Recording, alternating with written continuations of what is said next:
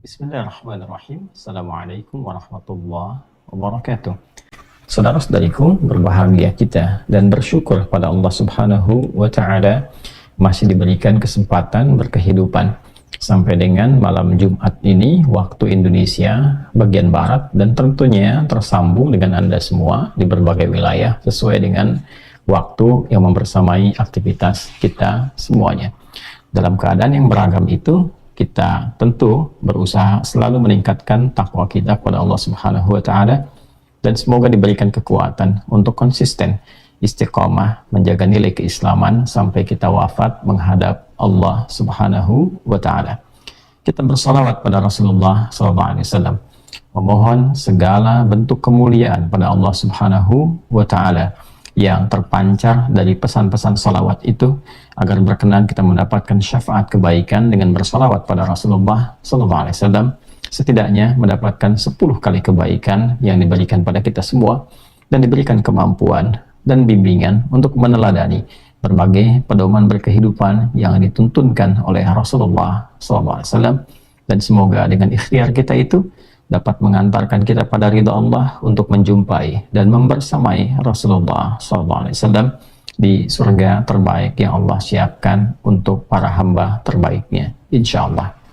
Teman-teman, dalam rangka ikhtiar itu semua, kita kembali untuk mengaji, mendalami tuntunan Al-Quran dan sunnah Rasulullah SAW yang kita hadirkan dengan nama kajian Aqsa Al-Quran Sunnah Solution.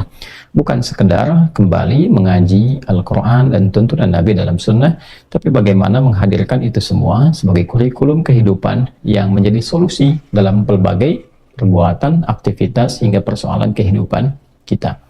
Alhamdulillah, di pertemuan yang lalu kita telah sampai pada ayat ke-32 di surah Al-Baqarah, dan telah menyampaikan sebagian dari maknanya yang secara singkat memberikan kesan kepada kita keterkaitan dengan ayat sebelumnya, ayat 31 dan ayat 30, bahwa untuk memudahkan semua misi kehidupan kita di bumi, baik itu dalam rangka mencapai kesuksesan yang diharapkan, pun demikian kebahagiaan yang ingin diraih, serta bekal-bekal terbaik untuk dibawa pulang menghadap pada Allah Subhanahu wa Ta'ala di akhirat, maka yang paling pokok harus kita optimalkan adalah bekal pengetahuan.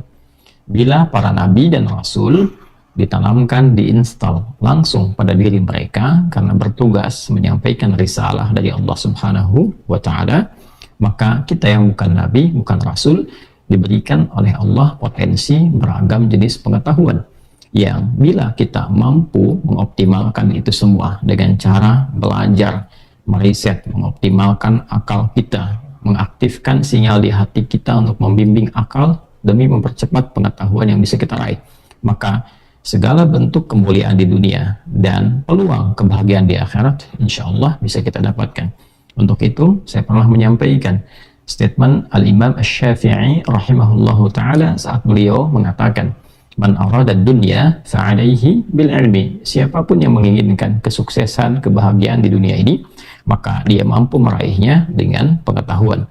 Wa man arada al-akhirata fa'alaihi bil ilmi. Maka siapapun yang menginginkan kemuliaan akhirat, dia bisa meraihnya dengan dasar pengetahuan. Wa man aradahuma fa'alaihi bil ilmi. Dan siapa yang menginginkan keduanya, kebaikan dunia, kesuksesan, kebahagiaan akhirat, maka itu bisa dipijak dan diraih dengan dasar pengetahuan.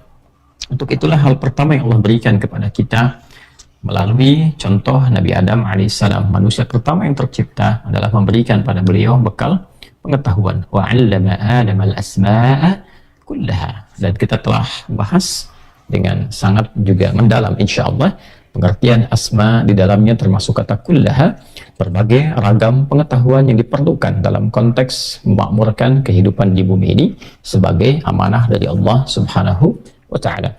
Karena itu di berbagai kitab tafsir sangat beragam sekali yang melengkapi satu dengan yang lainnya tentang makna beragam pengetahuan ini, baik itu terkait dengan nama keturunan, asma ad-dzurriyyah, kemudian juga nama-nama makhluk yang tercipta, asma al-khalq, sampai dengan perangkat-perangkat yang dibawa untuk mendukung kesuksesan dalam kehidupan di muka bumi, baik itu bahasa, kemampuan untuk mengolah di daratan, bahkan kemampuan untuk bisa menyelami lautan, dan membaca segala yang ada, nampak tanda Allah di langit dan di bumi dan berbagai hal lainnya. Untuk itu, maka yang terpenting adalah bagaimana kita mengoptimalkan potensi pengetahuan dimaksud, yang diawali dengan membangun kesadaran bahwa semua aspek pengetahuan itu kembali pada pemiliknya, yaitu Allah Subhanahu wa Ta'ala.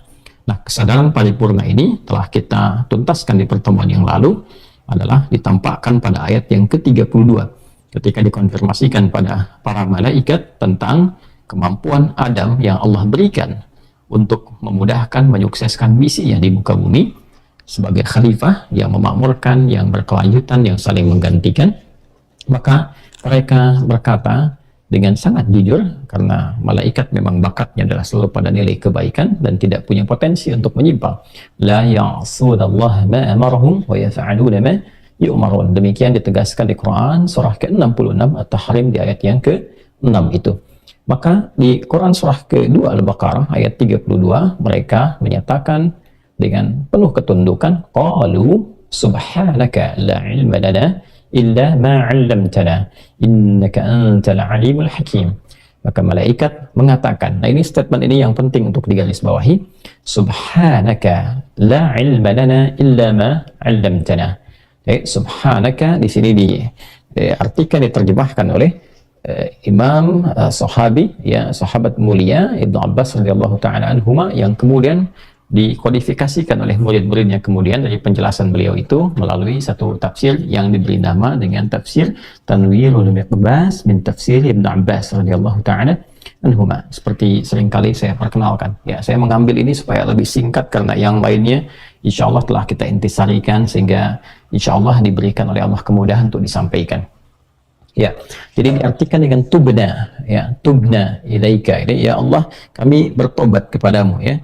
Maksudnya apa? Di sini malaikat memberikan kesan kepada kita bahwa makhluk Allah itu punya keterbatasan. Tidak akan mungkin mengetahui, memahami segala hal kecuali atas apa yang telah Allah tetapkan. Ya, ini memberikan kesan pertama bahwa dalam konteks pengetahuan pun sepanjang melekat kepada makhluk pasti terbatas. Ya, ilmu malaikat saja, makhluk yang mulia tak punya bakat menyimpang, terbatas ilmunya. Ya, apalagi manusia yang potensi penyimpangannya ya bisa ditemukan karena ada kandungan nafsu dalam dirinya. Baik, maka sudah barang pasti itu akan sangat terbatas. Itulah sebabnya kita temukan dalam keseharian, bahkan di level-level ulama pun ya kita temukan si fulan ada yang mengetahui, si fulan belum sampai ke tingkat pengetahuan itu karena informasi yang didapatkan belum sampai pada dirinya, sehingga membentuk satu karakteristik pengetahuan yang satu dengan yang lainnya saling melengkapi. Itulah hikmahnya. Tidak ada yang sempurna, menguasai segala hal itu mustahil. Ya, yang ada mengoptimalkan potensi yang Allah berikan kepada kita untuk mendapatkan sebanyak mungkin informasi. Ya, dari data itu diolah menjadi informasi, dari informasi diolah menjadi pengetahuan. Sehingga dengan itu ditransferkan kepada setiap orang untuk menjadi pedoman dalam kehidupan. Nah, selalu ada batasnya. Ya, selalu apa? Ada batasnya. Karena itu, adab yang pertama diajarkan oleh Allah Subhanahu wa Ta'ala melalui kisah malaikat ini, diambil tingkat yang tertinggi dari kualitas makhluk yang tidak punya potensi untuk menyimpang, tidak maksiat. Kan saya sering juga sedikit bercanda, tapi canda yang mengedukasi gitu ya. Ya, malaikat itu saking tidak punya bakat maksiatnya, la ya'sunallaha, maka mustahil ada penyimpangan. Ya, kan belum pernah dengar malaikat Jibril korupsi ayat misalnya kan. Ya, atau perpindahan tugas, ya, karena bosan di tugas A pindah ke tugas B. Tidak. Ya, wa yaf'aluna ma yu'marun. Mereka mengerjakan apa yang diperintahkan. Jadi kalau satu tugas sujud, sujud saja. Ya, sujud terus, ya kan? Kemudian kalau dia bertasbih, tasbih saja. Menurunkan hujan, turunkan saja. Nggak pernah gantian dengan malaikat pencabut nyawa misalnya. Tidak. Ya, konsisten di satu tugas. Satu titik saja. Nah, semulia tugas itu pun dengan potensi yang sangat nol, dan sangat tidak mungkin dilakukan untuk menyimpang, mereka masih menyadari diri bahwa pengetahuan mereka terbatas. Ya, pengetahuan dikembalikan kepada Allah Subhanahu wa Ta'ala, sang pemilik segalanya. Maka adab bagi kita sebagai manusia, tentu yang pertama ini mesti kita belajar bahwa setiap kita manusia, betapapun Allah titipkan pengetahuan yang terlihat oleh sementara orang seperti luas, banyak, bahkan disebut pintar misalnya, tetap terbatas. Ini dia. Ya. Sepanjang melekat kepada makhluk, ya.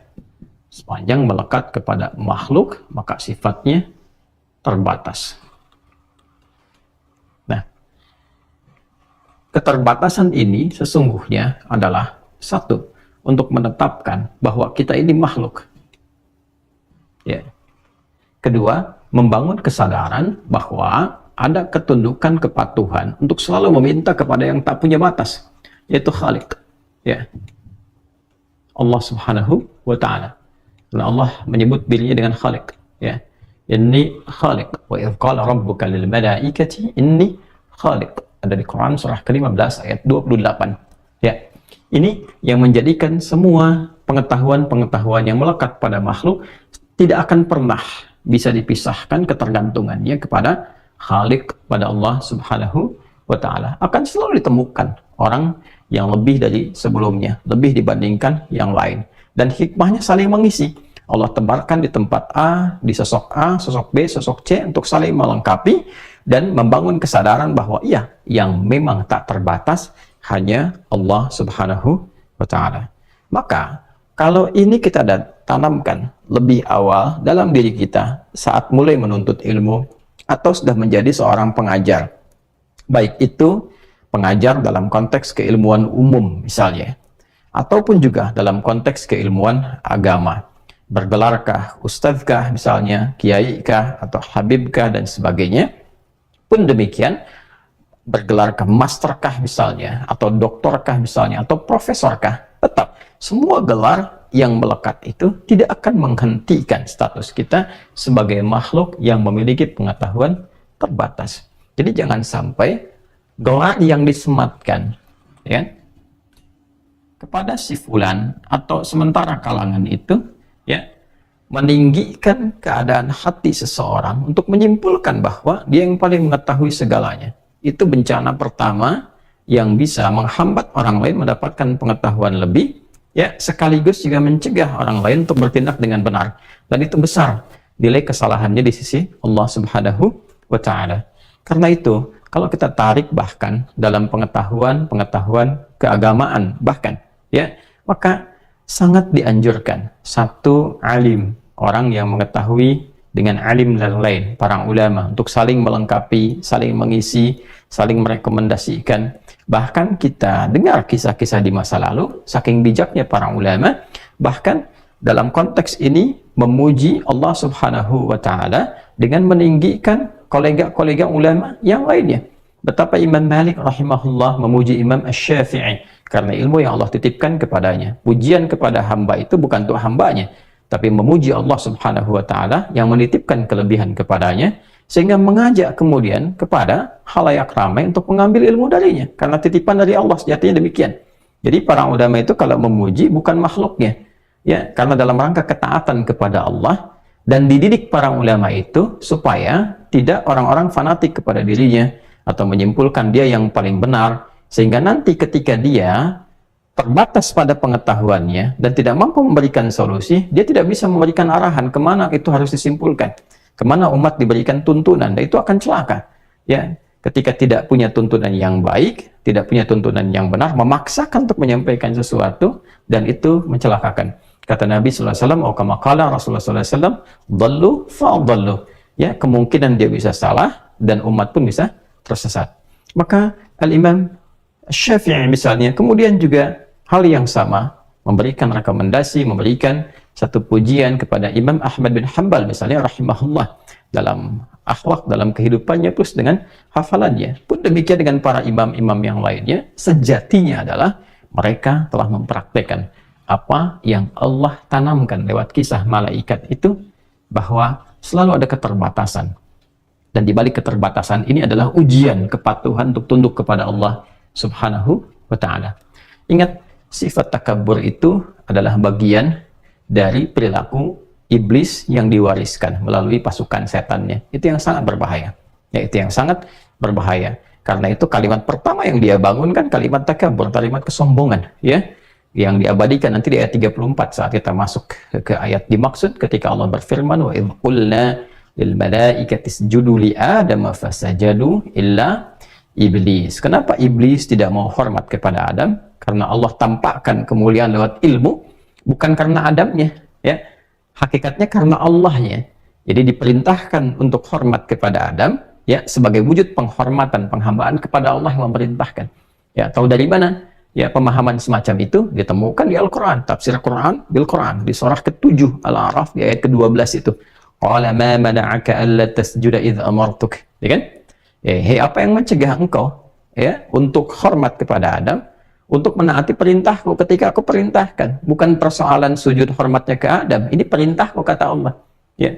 Nah, apa yang menyebabkan kemudian iblis tidak ingin menghormati Adam, bahkan tidak menaati perintah Allah pada saat itu? Karena faktor takabur, kesombongan, merasa dia memiliki satu pengetahuan, kehebatan, dan kemampuan yang tak terbatas, ya, atau melebihi Adam alaihissalam. Itu celaka. Ketika Allah yang menitipkannya, maka secara tidak langsung Allah ingin tanamkan, ini kuasaku, ini ilmuku.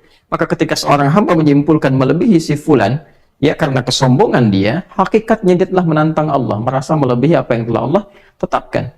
Ya, apa jawaban iblis? Teruskan ayatnya di Quran surah ke-7 Al-A'raf itu dari 12 teruskan sampai ke 13-nya. Ya, qala ana khairum minhu khalaqtani min narin wa khalaqtahu min tin. Ya, dia berkata saya lebih hebat dibandingkan dengan Adam. Konteks hebatnya apa? Karena terkait konteksnya salah satunya dengan pengetahuan. Kan ayat 31 tentang pengetahuan, 32 ujian. Ya kan? Tiga-tiganya dites, diuji kan? Nah, iblis merasa dia lebih mampu, dia lebih hebat, walaupun dia nggak bisa jawab, gitu kan. Nah, ini problem terbesarnya. Sudah nggak bisa jawab, merasa lebih hebat. Dan ini akan diwariskan. Ya, saya ingatkan, mumpung ini masih ingat, saya ingatkan betul-betul ya.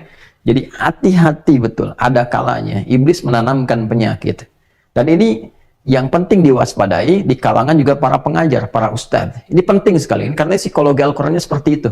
Ya, akan ditemukan keadaan-keadaan karena ketidakmampuan atau karena kebelum mampuan mendapatkan informasi sehingga terbatas pemahaman dan didapati orang lain mampu menyampaikan itu, maka iblis akan menanamkan, ini potensinya, sifat-sifat keangkuhan, ya kan? Yang dengan keangkuhan itu dia mengemas sedapat mungkin supaya orang lain tidak mendapati ilmu dari orang-orang yang dimaksudkan, atau orang yang Allah titipkan pengetahuan kepadanya, supaya terfokus kepadanya saja. Ini bahaya, ya. Dan ini tidak lain dari keangkuhan yang ditanamkan oleh iblis laknatullah alaihi. Ini mesti hati-hati, ya. Nanti babnya berbeda lagi kalau beda ilmu dengan ilmu, ada pemahaman misalnya. Nah, ini akan berbeda babnya, ya. Kalau ada yang salah, ada yang benar, untuk mengingatkan itu babnya beda. Tapi kalau ini benar, ini mendatangkan dalil, dan ditutup peluang untuk mendapatkan pengetahuan, itu penyakit namanya. Ya. Nah, kembali ke sini. Qalu subhanaka. Subhanaka bermakna tubna. Bermakna tubna. Masya Allah, malaikat bertobat ya. Tubna ilaika. Ini di tafsirnya Tanwirul Mikbas. Min dzalika. Ya, min dzalika. Insya Allah saya sudah baca, jadi insya Allah semoga Allah berikan kemudahan untuk menyampaikan. Tubna ilaika min dzalika, ya Allah kami bertobat. Ya, min dzalika, dzalika itu apa? Dari pertama mempertanyakan, ya kan? Pada Allah Subhanahu wa taala, sifat pertanyaan. Ya, ingin tahu, ingin menambah itu, ya Allah, kenapa yang dipilihnya kok Adam alaihissalam menjadi khalifah yang bertugas di bumi, ya kan? Kenapa misalnya tidak dipilih seperti malaikat saja? Ya kan, wa nahnu nusabbihu bihamdika wa nuqaddisu lak. Sedangkan sifat kami ini lebih optimal untuk menaati. Kami yang bertasbih-tasbih, bertahmid-tahmid, bertakdis-takdis. Tapi justru karena itulah kemudian ya menjadi tidak akan optimal membangun konteks kehidupan di bumi, karena tugas malaikat yang monoton di satu titik saja. Ya, bagaimana kalau yang sujud bisa bangun masjidnya, bagaimana? Karena sujud terus, nggak berkembang kehidupan. Tapi di konteks ini ketika masuk ke ayat 32, yang paling menarik adalah mereka, para malaikat mengatakan subhanaka. Nih, kalimat subhan itu subhan bentuk masdar yang sifatnya mubalaghah, ya, sifatnya superlatif, mengandung makna tasbih,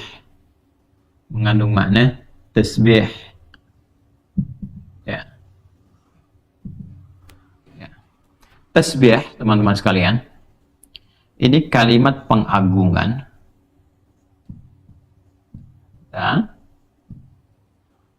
dan penyucian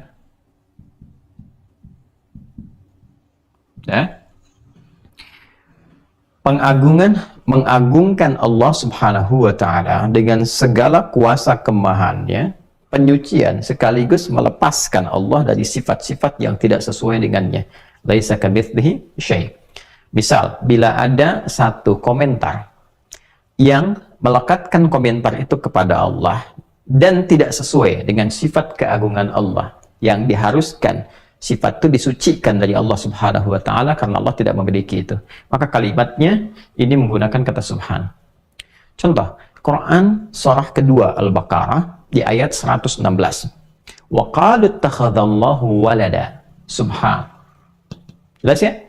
Mereka berkata Allah punya anak. Ya, subhan. Ya, itu nggak mungkin dilepaskan Allah dari sifat itu. Karena sifat-sifat memiliki keturunan, sifat berpasangan, dilahirkan atau melahirkan, itu sifat makhluk. Sedangkan Khalik, Tuhan, ya Allah, harus total berbeda dengan makhluk. Kalau sedikit saja ada keserupaan, maka berpotensi makhluk menjadi Tuhan. Maka secara logika, yang Tuhan dengan makhluk mesti totally different. Mesti berbeda sepenuhnya. Nggak boleh sama. Itu kan secara logis ya, secara akal itu masuk logika. Antara Tuhan dengan makhluk mesti beda. Ini yang dimaksud penegasan dalam Al-Quran, laisa kamitslihi syai', bahwa as-sami'ul basir. Nggak boleh ada yang serupa dengan Tuhan. Sifat Tuhan mutlak harus berbeda dengan makhluk. Jadi kalau makhluknya melahirkan, Tuhan nggak boleh melahirkan. Kalau makhluknya dilahirkan, Tuhan nggak boleh dilahirkan. Kalau makhluknya berpasangan, Tuhan nggak boleh berpasangan. Ya, mesti berbeda. Ini sangat logis sekali. Ya, baik. Maka ketika ada yang mengatakan misalnya sifat yang berbeda dengan sifat ketuhanan, wa qalu ittakhadallahu walada, subhanah, ya kan? Mereka berkata, ya Tuhan Allah punya anak, subhanah. Ya, nggak mungkin. Allah Maha Agung, harus beda dengan makhluk. Maka disucikan dari sifat demikian. Contoh lagi, orang-orang memberikan komentar saat Nabi SAW melakukan Isra, ya, dengan izin Allah Subhanahu wa Ta'ala, diisrakan oleh Allah. Karena itu kalimatnya menggunakan kata asra, ya kan? Diisrakan oleh Allah Subhanahu wa Ta'ala, menunjukkan ketidakmampuan Nabi melakukan sendirian. Karena itu adalah bagian dari mu'jizat, dan mu'jizat adalah peristiwa yang menjadikan kita meyakini bahwa itu adalah kekuatan yang tersambung kepada Allah, sehingga kita meyakini sesungguhnya itu adalah seorang nabi, rasul, dan Allah yang punya kuasa. Dan dengan itu muncul kepatuhan dan keimanan kepada Allah. Baik, sebagian orang berkomentar, ini nggak mungkin Muhammad SAW melakukan perjalanan dari Masjidil Haram, Makkah Al-Mukarramah ke Masjidil Aqsa, naik ke langit lagi. Ya, cuma dalam waktu yang sekejap saja, sepertiga malam balik lagi. Ya, maka mereka ada yang menyimpulkan, wah ini nggak mungkin, ini dusta, Tuhannya Muhammad mengada-ngada dan sebagainya. Maka turunlah ayat untuk membantah itu dengan kalimat subhan. Ya, di Quran surah 17 dengan namanya surah Al-Isra di ayat pertama. Subhanalladzi asra bi'abdihi laila minal masjidil haram ilal masjidil aqsa alladzi barakna hawlahu linuriyahu min ayatina innahu huwas sami'ul basir. Baik. Subhanalladzi asra. Kenapa menggunakan kata subhan? Satu sisi menunjukkan keagungan. Ya, hanya Allah yang maha agung, jauh dari yang kau bayangkan. Makanya yang memberangkatkan Nabi yang agung, yang paling tinggi, yang maha dahsyat, yang maha segalanya. Kalau memang karena cara pandang Anda nggak mungkin bisa terjadi. Anda terbatas, kemampuan terbatas, karena itu hanya yang maha agung yang bisa melakukan itu. Baik, siapa dia? Allah. Allah yang jauh dari apa yang Anda bayangkan, jauh dari apa yang Anda tuduhkan, jauh dari apa yang Anda cemoohkan. Maka menggunakan kata apa? Subhan. Maka di sini, ketika malaikat menggunakan kata Subhanaka la ilma lana, Quran surah ke-32, surah kedua, Quran surah kedua, ayat 32. Surah Al-Baqarah, ayat 32. Ketika malaikat menggunakan kata subhanaka, ini bentuk ketawaduan luar biasa. Ya, Masya Allah. Dan malaikat cuma bertanya gitu kan, dan dari pertanyaan itu Allah jawab. Ya, karena ada kekhawatiran bahwa dengan melakukan itu, ya diduga ada bentuk-bentuk sifat-sifat merasa tinggi, bentuk-bentuk kekurang tawaduan, langsung keluar kalimat subhanak, ya Allah hanya Engkau yang maha agung, ya kan? Ya, kami bebaskan ya diri kami dari hal-hal yang kurang baik, dan Engkau maha suci dari segala hal yang disifati oleh makhlukmu yang tidak selaras dengan keagunganmu. Ini betapa tinggi keteladanan yang ditampilkan oleh para malaikat untuk selalu menunjukkan ketawaduan dalam setiap hal dalam berkehidupan. Imam Malik adalah contoh yang paling luar biasa mempraktekkan ini. Ketika ditanya puluhan pertanyaan, ada yang mengatakan 40 pertanyaan, kan? Dan Masya Allah, di antara sekian banyak yang bertanya itu, yang paling viral adalah orang yang menguji beliau dengan satu pertanyaan yang sangat mudah sekali, ya, dan orang-orang sudah tahu, tapi beliau menjawab dengan kalimat yang sangat luar biasa. Allahu a'lam. Ditanya A, Allahu a'lam. Tanya B, Allahu a'lam. 40 kurang lebih dijawab cuma 8. 32 Allahu a'lam. Sebagian orang berkomentar, ya kan? Dulu kan belum ada komen yang like, share, and subscribe. Cuma komennya langsung, jadi nggak di belakang. Bertanya langsung, konfirmasi, ya Imam, gitu kan? Kenapa pada pertanyaan yang sederhana ini, gitu kan? Anda menjawab Allahu a'lam, padahal kan pertanyaannya ya mudah untuk diketahui. Nah, ini sebetulnya konfirmasi yang salah, sudah tahu kok nanya. Itu kan sifat yang kurang baik juga kalau murid bertanya untuk menguji. Nah, ini keterlaluan, dan keberkahannya pasti tidak akan didapatkan. Itu sudah confirm yang demikian, ya. Maka apa jawaban Imam Malik rahimahullahu taala? Beliau menjawab, malaikat saja, ya, makhluk yang diciptakan oleh Allah sempurna dalam ketaatannya, kebaikannya, kemuliaannya, mengatakan, subhanaka la ilma lana illa ma 'allamtana innaka antal alimul hakim. Maka siapa malaikatnya? Masya Allah. Jadi Imam Malik itu dengan perkataan Allahu a'lam ingin mengajarkan pengetahuan, bukan ingin menyampaikan, ya, dalam konteks ini tidak tahu tentang jawaban, tapi ingin menegaskan bahwa ada kalanya kita mesti merendah, ya kan? Dan itu bagian dari ilmu juga, untuk menunjukkan kepada orang jangan merasa menguasai setiap hal. Problemnya apa? Ketika seseorang merasa menguasai setiap hal, bisa jawab ini, jawab itu, ini, itu, nanti akan muncul penyakit yang kedua. Apa penyakit yang kedua? Setan tanamkan dalam dirinya seakan-akan semua mesti dikuasai. Akhirnya memaksakan diri untuk menjawab pada apa yang tidak dikuasainya. Dan ini bencana, musibah ini. Musibah. Ya, permisi sebentar, buka Google dulu. Lihat lagi, sekarang ada artificial intelligence, itu lebih kacau lagi gitu kan, dalam konteks yang hal-hal yang boleh jadi belum diketahui, ya, atau konteks yang berseberangan. Kan ilmu itu tinggal dibagi dua, ada yang bermanfaat, ada yang tidak. Yang manfaat diolah jadi kebaikan, yang tidak ditinggalkan. Ya, nah ini problemnya adalah ditanamkan pada sifat yang kedua. Nah, makanya mesti hati-hati juga, mesti hati-hati tuh kalau nggak ada basic, yang nggak ada dasar tuh jangan dipaksakan. Wallahu a'lam, bagian dari ilmu. Karena itu ada ungkapan yang sangat populer, la adri nisful ilmi. Perkataan saya tidak tahu adalah setengah dari pengetahuan. Nah, ini yang diajarkan pertama kali dari ayat ini adalah adab. Ya, adab. Semakin berisi, semakin menunduk. Ya, itu kan seringkali orang tua kita mengajarkan ilmu padi, ya. Al-Quran datang jauh sebelum itu untuk mengajarkan tentang adab, bagaimana seorang berilmu itu semakin tinggi ilmunya, semakin tawadhu sifatnya. Ini poinnya.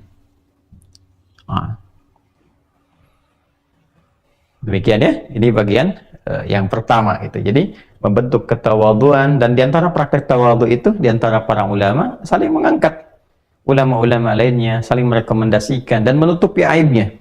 Ya, jadi kalau terbalik jadi repot tuh. Ya, kalau misalnya mengarahkan pada satu titik saja, kesimpulan saja, yang lain jangan, dan sekaligus mengumbar aib. Nah, ini bertolak belakang.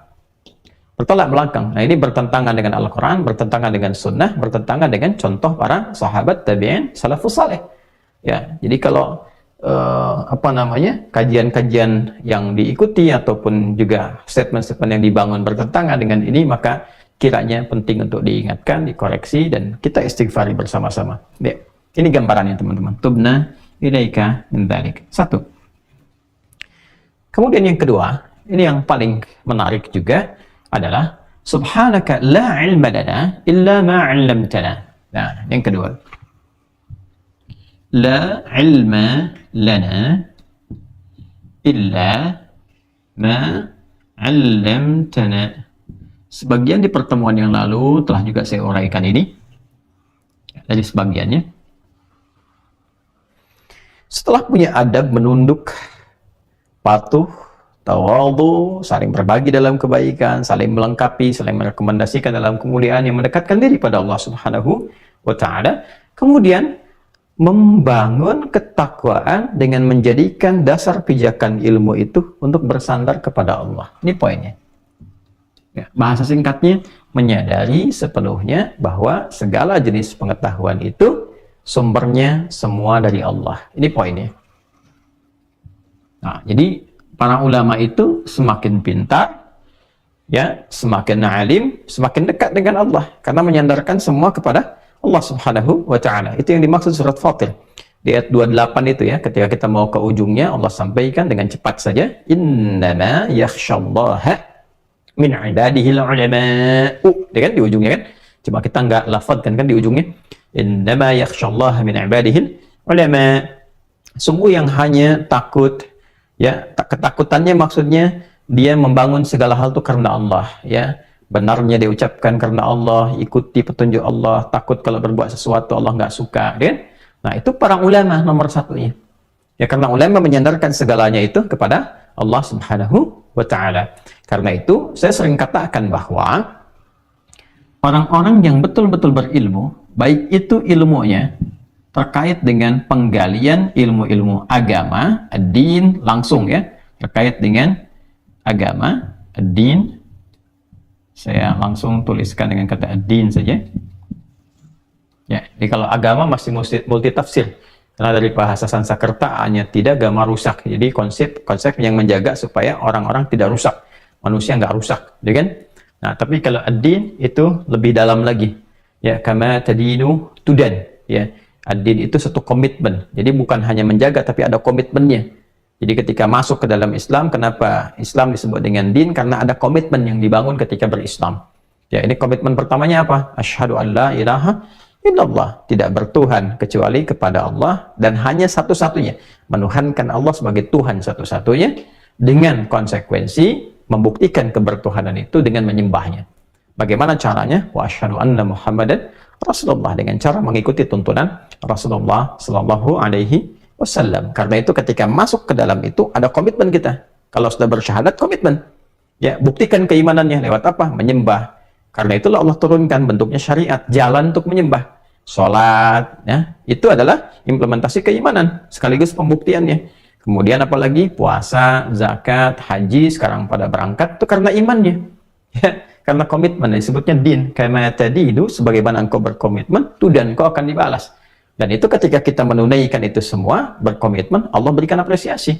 Di dunia dalam bentuk keberkahan, di akhirat dalam bentuk rahmat. Diberikan segala kenikmatan. Nah, itulah din. Nah, agama nggak sampai ke situ, cuma menjaganya supaya nggak rusak, gitu ya. Nah, itu dasar awal kebahasaannya.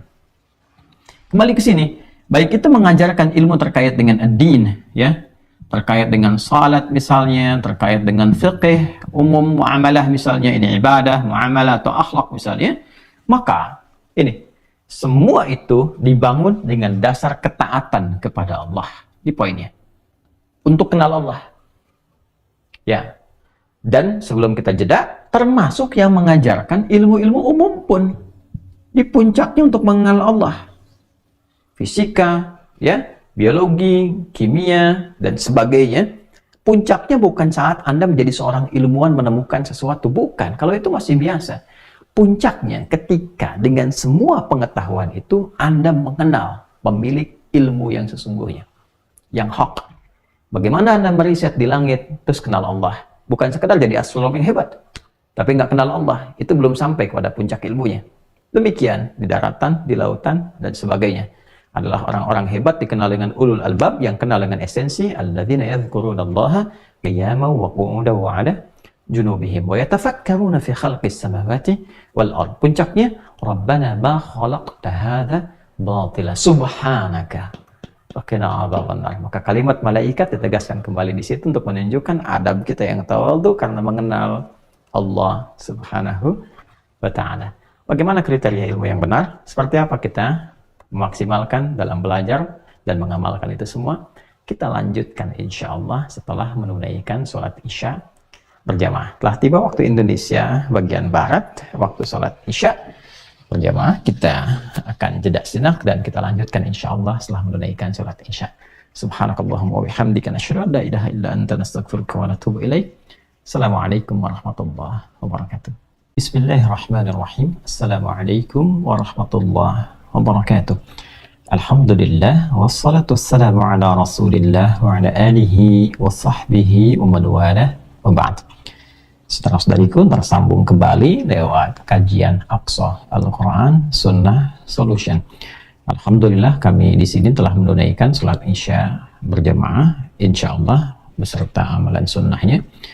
Berharap bermohon pada Allah Subhanahu wa taala semoga seluruh amal ibadah yang telah kita tunaikan diterima oleh Allah Subhanahu wa taala, dan doa-doa kebaikan yang kita panjatkan semoga dikabulkan oleh Allah Subhanahu wa taala. Teman-teman, kita melanjutkan kembali apa yang telah kita pelajari bersama menjelang Isya tadi. Baik, kita simpulkan bahwa Allah Subhanahu wa taala mengajarkan melalui peristiwa Nabi Adam alaihissalam sebelum diturunkan ke muka bumi untuk menjadi pemakmur kehidupan di bumi. Maka yang pertama, bekal yang dibutuhkan untuk menyukseskan tugas di dunia untuk mencapai kebahagiaan akhirat itu adalah ilmu. Maka penting bagi kita mengoptimalkan potensi keilmuan yang telah Allah anugerahkan pada setiap diri kita masing-masing. Yang kedua, penting ada sikap untuk menyandarkan dan memantapkan di dalam jiwa bahwa semua potensi keilmuan ini adalah bersumber dari Allah Subhanahu wa taala. Karena itu tujuan memunculkan, mengoptimalkan semua potensi ini sehingga melahirkan pengetahuan yang dengan izin Allah bisa mengangkat derajat kehidupan kita, harus mampu mengenalkan kita dan mendekatkan kita pada pemilik pengetahuan, yaitu Allah Subhanahu wa taala. Karena sejatinya ilmu sejak diciptakan oleh Allah Subhanahu wa taala membersamai semua tugas-tugas kita adalah dalam rangka membangun dasar pengetahuan yang mendekatkan kita kepada Allah Subhanahu wa taala, sehingga kita menyadari bahwa tidak ada semua yang ada di semesta ini kecuali terhubung segalanya kepada Allah Subhanahu wa taala. Subhanaka ma khalaqta hadza batila. Maha suci Engkau ya Allah dari segala sifat yang tidak sesuai denganmu. Semua Engkau yang cipta ini, semua hasil ciptaanmu ini, semuanya punya fungsi, punya manfaat bagi kehidupan kami hamba-hambamu, yang dengan manfaat itu mengenalkan kami dan menyadarkan kami bahwa Engkau Subhanahu wa ta'ala pencipta segalanya. Jadi sekali lagi, baik itu yang mendapatkan titipan pengetahuan dalam bentuk pengetahuan agama, din, atau bahkan pengetahuan umum, sejatinya puncak kesuksesannya adalah saat ia mampu mengenal Rabbnya. Kemudian yang ketiga, kita juga simpulkan dalam pembahasan kita bahwa sedapat apapun yang kita hasilkan dari pendalaman pengetahuan itu tetap semuanya bersifat terbatas. Tidak ada satu makhluk pun yang bisa menguasai segalanya. Itulah hikmahnya Allah menitipkan kelebihan-kelebihan pada hamba-hamba yang beragam untuk menyadari bahwa pertama, manusia terbatas, sehingga tetap selalu ada sandaran kepada Khalik. Karena itulah ulama sehebat apapun masih berdoa, sepintar apapun masih bergantung kepada Allah Subhanahu wa taala, membangun sifat khasyah, indama yakhsyallaha min ibadihil ulama. Yang kedua, juga memberikan kesan keragaman kepada kita untuk saling melengkapi dan menyadari bahwa situasi di setiap lingkungan itu berbeda, sehingga menumbuhkan kesadaran bahwa pendekatan-pendekatanmu tidak akan sama. Apa di antara contohnya? Allah menegaskan di akhir ayat 32 itu, innaka antal alimul hakim, lewat lisan malaikat mengajarkan kepada kita, hanya Engkaulah ya Allah al-alim, yang maha mengetahui segalanya. Ya, bahkan di tafsir dikatakan bina wa bihim, ya tahu tentang kami para malaikat, bihim tahu tentang makhluk-makhluk yang lain termasuk Adam dan yang lainnya. Jadi Allah yang mengetahui hikmah segalanya. Nah, pemilik hikmah itu disebut hakim. Kenapa Adam dititipi ini? Kenapa malaikat ini? Ya kan? Kenapa manusia begini? Kenapa jin harus ini? Kenapa malaikat begini? Hanya Allah yang maha bijak karena mengetahui hikmahnya. Karena itu, pesan moralnya apa? Bila pun ada kita temukan seseorang dititipkan oleh Allah kelebihan di tempat A, tempat B, itu dengan hikmah Allah. Kenapa harus si fulan tidak dengan yang lainnya? Pasti ada hikmah yang besar di situ. Yang salah satunya kita bisa memahami bahwa kebutuhan di daerah itu atau wilayah yang lebih luas memang menuntut sosok ini yang harus mendapati itu dengan izin Allah Subhanahu wa ta'ala. Nanti yang lain punya perannya lagi, yang nilainya bisa sama di sisi Allah kan kadarnya keikhlasan, bukan berapa banyak pengetahuan dia kumpulkan. Ya, seorang punya terlihat sedikit tapi ikhlasnya luar biasa, tinggi di hadapan Allah. Seorang terlihat banyak tapi minim keikhlasannya, maka minim ya kemuliaan di hadapan Allah Subhanahu wa ta'ala. Kita ambil contoh misalnya Al-Imam Abu Hanifah An-Nu'man yang wafat tahun 150 Hijrah, lahir 80 Hijrah, kurang lebih wafat tahun 150 Hijrah. Saat Al-Imam Syafi'i dilahirkan, Imam Abu Hanifah di tahun yang sama meninggal dunia. Beliau terkenal dengan rasionalitasnya yang sangat kuat, logikanya tajam, kiasnya itu luar biasa. Kan untuk kita mendapati penggalian dari sumber hukum dari Al-Quran, dari Sunnah, kemudian di situ kita dapati ijma'. Ya, untuk bisa mengetahui itu merangkai dengan logika yang baik, maka muncul yang keempat disebut dengan kias namanya. Nah, Imam Abu Hanifah itu kuat sekali dari segi kias, rasionalitas dan sebagainya. Sisi lain, di era yang berdekatan, ada Imam Malik rahimahullah. Imam Malik bin Anas itu lahir di kisaran 93-94 Hijrah. Jadi kurang lebih 13-14 tahun dalam usia Imam Abu Hanifah lahir Imam Malik rahimahullah. Imam Abu Hanifah di Irak, ya kan? Kemudian Imam Malik rahimahullah di Al-Madinah Al-Munawwarah. Al-Madinah dekat dengan sumber utama dari hadis Nabi sallallahu alaihi wasallam, apalagi beliau tersambung kemudian ke atasnya ya dari generasi-generasinya. Kalau Imam Abu Hanifah itu generasinya tabi'in yang langsung berjumpa dengan sahabat ke atasnya, Imam Malik kemudian di bawahnya, tapi bergaul di sumber-sumber hukum Islam. Di situ ada hadis-hadis Nabi sallallahu alaihi wasallam, di situ ada para imam dan riwayat, berkumpul banyak riwayat sehingga kesempatan mendapatkan riwayat, informasi dari hadis itu lebih banyak dibandingkan Imam Abu Hanifah yang tinggalnya di Irak. Ya, jadi untuk mengakses ke hadis itu nggak mudah. Kan dulu nggak ada telepon, nggak ada handphone, ya nggak ada fasilitas seperti sekarang, media sosial yang bisa diklik muncul semua gitu kan. Ya, kan nggak dapat seperti itu. Jadi bayangkan kalau harus jalan kaki itu dari Irak kemudian ke Madinah, berapa waktu yang dibutuhkan? Ya, terus setelah dapat harus balik lagi ngajar. Jadi nggak semua bisa dikumpulkan. Imam Malik itu lahir di Madinah, tumbuh di Madinah, ya berkembang sampai dengan wafat pun di Madinah, sehingga dikenal dengan Imam Darul Hijrah. Ya, Imam Darul Hijrah. Maka mudah beliau mengumpulkan riwayat sampai mengkodifikasikan, ya merumuskan dalam bentuk satu kitab disebut dengan Al-Muwatta, sentuhan pertama dalam kitab ilmu hadis itu kitab Al-Muwatta namanya, ya. Maka riwayat banyak di situ. Karena itu beliau memutuskan banyak dengan riwayat. Ya, Imam Abu Hanifah riwayat yang didapatkan terbatas, maka dipahami itu dengan pendekatan kias yang tidak bertentangan dengan dasar riwayat. Beliau hafal Quran, ya. Jadi diambil dari isyarat-isyarat Quran, isyarat-isyarat kemudian dari hadis yang didapatkan, disimpulkan dari pemahaman, muncul kemudian fatwa hukum. Nah, jadi kalau ketemu kita bisa memahami, oh, rupanya kenapa Imam Abu Hanifah banyak merumuskan dengan dasar-dasar qiyas karena kondisinya begini. Imam Malik kenapa banyak riwayat yang disampaikan karena begini. Ya, itulah hikmah yang Allah berikan kepada kita. Jangan langsung disimpulkan, oh si fulan ini lebih bagus karena lebih banyak riwayat, yang ini begini, tidak. Justru bisa dikombinasikan bagaimana memahami riwayat yang disampaikan Imam Malik bisa dengan pendekatan cara berpikirnya Imam Abu Hanifah yang bersumber dari apa? Ya, dari inspirasi-inspirasi dan ajaran-ajaran berlogika yang didapatkan dari Al-Quran dan Sunnah Rasulullah Sallallahu Alaihi Wasallam. Jadi kalau dikumpulkan jadi sesuatu yang hebat. Maka ketemu di pribadi Imam Syafi'i. Imam Syafi'i luar biasa. Ya, beliau juga mengarang kitab Ar-Risalah yang usul fikih yang sangat terkenal itu, ya kan? Setelah itu juga berguru kepada Imam Malik, jadi riwayat yang dapat, ya, kemudian juga konstruksi berpikirnya tajam, di akalnya sangat luar biasa. Ya, jadi itu hikmahnya. Jadi kalau kita temukan di si fulan ada satu keutamaan, alhamdulillah kita ambil keutamaannya. Tapi jangan kemudian disimpulkan bahwa semua harus bersumber dari situ, tidak. Akan didapati di sumber-sumber lain yang saling melengkapi.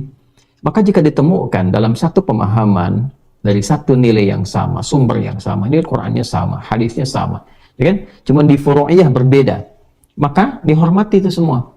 Walaupun kesimpulannya berbeda, tapi dalam perbedaan itu tetap dalam frame yang sama, ya, frame yang sama. Bisa kita ambil misalnya kan tentang kunut, ya. Ini dalil kunut tuh ada yang seperti ini. Dalilnya ada, ini tentang kunut, tapi cara memahaminya berbeda. Ya, yang memahami yang pertama bahwa oh ini karena kunut ini pernah diajarkan oleh Nabi Sallallahu Alaihi Wasallam lafadznya, gitu kan? Kemudian dipraktekkan oleh di antara cucu Nabi Al Hasan ya radhiyallahu taala anhu, kemudian ada Ibnu Umar radhiyallahu taala anhu dan sebagainya. Maka dipahami seperti oleh Imam Asy-Syafi'i rahimahullahu taala. Maka ya saya praktekkan kunut, maka di subuh khususnya beliau praktekkan kunut. diteruskan kemudian oleh murid-murid yang mengikutinya dengan sandaran riwayat tadi. Ya, pemahaman berbeda dipahami oleh Imam Abu Hanifah misalnya. Ya, Imam An-Nu'man Abu Hanifah rahimahullahu taala memahami bahwa asalnya nggak ada kunut. Ya. Jadi begitu Nabi pun berdoa ya untuk kalangan orang-orang yang menjerumuskan para sahabat yang sangat banyak, kurang lebih disebutkan kurang lebih 70 orang di Bi'r Ma'unah, itu kejadian yang sangat dahsyat.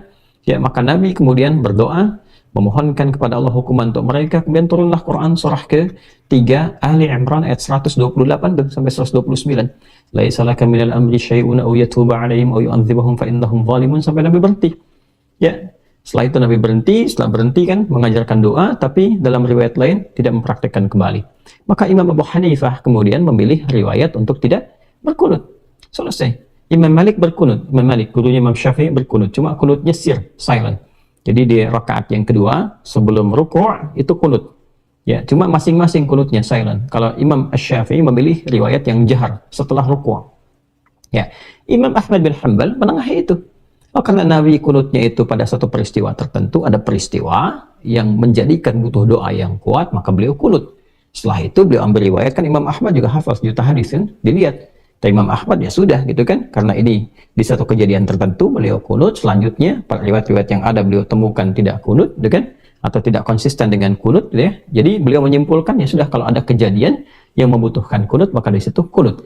Kejadian yang membutuhkan doa disebut dengan nazilah, maka muncul kunut, istilah kunut apa? Nazilah. Nah, ini kan pemahaman dari hadis-hadis riwayat yang ada. Ya, jika kemudian diurutkan keseluruhannya menjadi satu amalan. Jadi yang meninggalkan maksudnya tidak mengerjakan kunut itu karena memahami seperti ini, itu sama dengan turunan syariat, tidak ada masalah. Yang mengerjakan memahami dengan nazilah, ada turunan dalilnya. Yang mengerjakan kunutnya dipraktikkan di waktu subuh juga ada turunan dalilnya. Masing-masing punya dalil riwayat yang semuanya tahu riwayat itu, tapi memilih mempraktikkan sesuai dengan pilihannya karena dasar yang dia yakini yang ini. Itu tidak ada masalah. Yang salah itu yang nggak sholat subuh. Jadi pokoknya itu yang disepakati semua. Pokoknya sholat subuh nggak ada perbedaan, sama-sama 2 rakaat. Ini kan dicabang saja. Dan kunut kan sifatnya nggak wajib.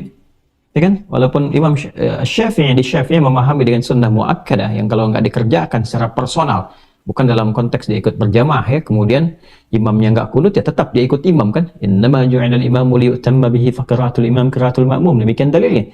Imam itu dijadikan untuk diikuti. Ya, maka bacaan imam mewakili bacaan makmum. Kalau imam kunut, makmum mengaminkan. Imam tak kunut, makmum ikut. Ya, dan tidak harus sujud sahwi. Nah, tapi kalau dia sholat sendirian kemudian ya dia memahami kunut sebagai bagian dari prakteknya Syafi'iyah, dia lupa dengan itu, dia sujud sahwi. Itu sederhana itu saja. Sesimpel itu kawan, gitu kan.